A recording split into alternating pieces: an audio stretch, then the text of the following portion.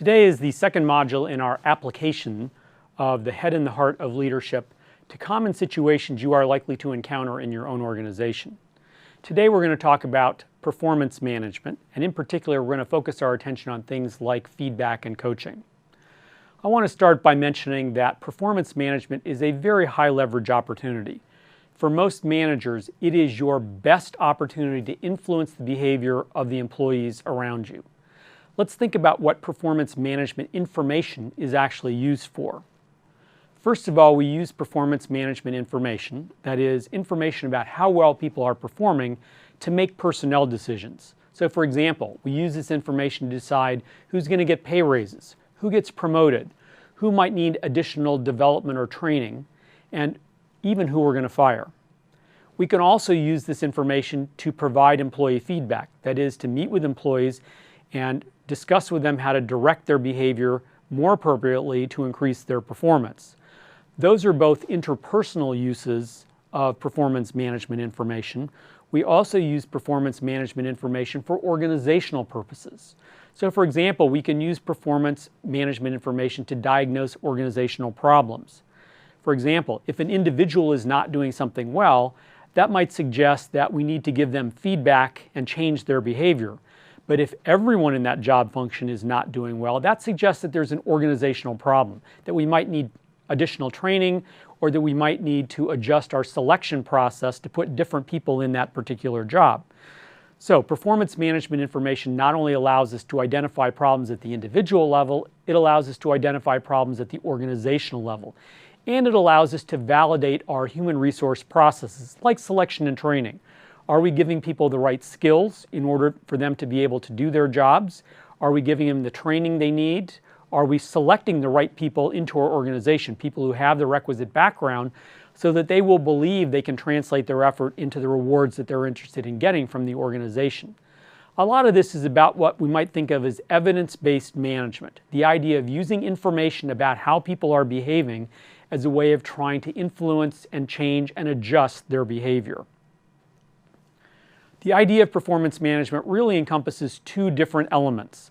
The first is the system that generates performance management information, what we might think of as performance appraisal. The second part is the delivery of that information, what we do with that information once we have it to make sure we are using it to appropriately influence the behavior of the people around us. We're going to focus our attention on the system today. Good feedback and coaching always starts with good information, so we need a system that's going to create the information that will allow us to be appropriately influential as leaders in the organization.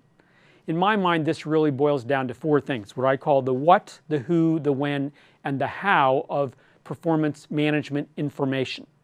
So let's start by talking about the what, that is, what information should we be collecting? The most important point here is that in order to collect good information about someone's job, about their performance, you have to start by knowing what their job entails. Job analysis is a set of procedures that help collect information describing what goes on in someone's job. So that means any performance management process has to start with job analysis. It has to start with an understanding of what people are supposed to be doing in order to perform well. This ensures the relevance of the information that we collect. We want to make sure we're not evaluating things that are not part of the job. We don't want to fail to evaluate what is part of the job. And we don't want to evaluate what is only easy to evaluate. This is a trap that a lot of performance management systems fall into. They don't necessarily focus on the right information. And as a consequence, the information they collect may not be the information performers need to appropriately adjust their behaviors. In order to think about this, let's take an example. The example I'm most familiar with is how instructor performance in the classroom is evaluated, how we collect information about how well professors are doing teaching their courses in the classroom. Here's an example of the forms students typically fill out at the end of the semester to tell the university whether or not they think the professor did a good job teaching their course. Now, what I'd like you to notice about this form for now is that it has two parts. There's the front page, and the front page has a lot of what we call graphic grading scales, a lot of questions that you provide numeric answers for. And then the back page is a little more open-ended. It provides the opportunity for you to provide narrative commentary on how well you think the professor did teaching the course. So a lot of open-ended questions on one side, a lot of scales where you're circling a number on the other side. Here's a more stylized version of this, right? We have graphic rating scales on one side. So here's an example of a graphic rating scale, attitude towards students. So let's imagine that you are trying to evaluate a professor on their attitude towards students. In this case, we have the title of the scale, attitude towards students, and then we have 5 numbers varying from low to high. The problem with graphic rating scales is they introduce a lot of opportunity for bias. And the reason they do that is that there's a lot of subjectivity here. Notice attitude towards students. What does that mean? What is this scale actually referring to? Well, what you think it's referring to and what I think it's referring to may be very different. But even if you and I agreed what attitude towards students refers to, we might disagree about what those numbers refer to. So what's a 2? What's a 3? What's the difference between a 2 and a 3? The problem here, of course, is that because there is a certain amount of subjectivity in what the scale is referring to, or a little subjectivity in how people use the numbers to create measurement of the scale, that introduces the opportunity for bias.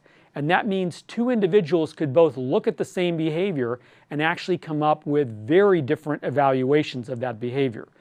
In order for us to have a good performance management system, we need a little more calibration than that. We need a way for 2 people to look at the same behavior and come up with exactly the same evaluation.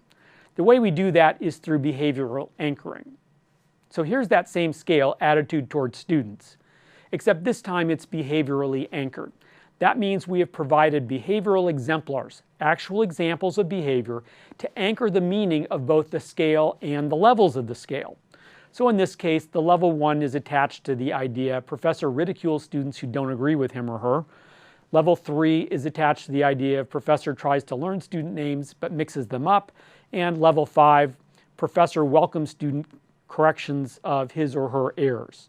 Now the idea here is we provide behavioral examples that anchor the meaning of the scale, which means that 2 people looking at a particular behavior of a professor are more likely to come up with the same evaluation because they've been appropriately calibrated using actual behaviors in the classroom. Notice there's a third benefit here too, and the third benefit here is that the person receiving the evaluation will actually now know a little bit more about how to change their behavior. So let's imagine you're a professor and your students give you a 2. Well, if you don't want to be a 2 and you'd rather be a 3 or a 4 or a 5, all you have to do is look at the scale and it'll tell you what your behaviors need to look like in order for your performance to improve. So by behaviorally anchoring the rating scales, we're able to improve the calibration of the raters and also help the receivers of those ratings understand what they need to do to improve their performance. Now notice there was a second page. The second page was the open-ended questions. On the front we had the graphic rating scales. On the back we had the open-ended questions. Why is it that we have this mix of qualitative and quantitative information? Well, numeric ratings of performance provide actionable feedback. But unfortunately, only actionable feedback for the organization. So if you are a 2 or a 3, I may know whether you need more training or whether you need to be fired or whether you should get a pay raise, but that's not going to help the individual receiving that as feedback understand how to change their behavior. In order to be able to change their behavior, they need an explanation of where those numbers come from. So behavioral anchoring attaches example behaviors to numbers, and that gives us a little head start on this, because if you get a 2, you can look at the behavioral anchor.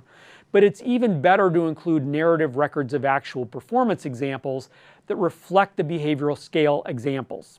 So in this case, they explain the ratings. And the way to do that, of course, is through something like a critical incident file or a performance review. Those open-ended questions provide the raters a chance to actually provide narrative examples of why they came up with the ratings that they came up with.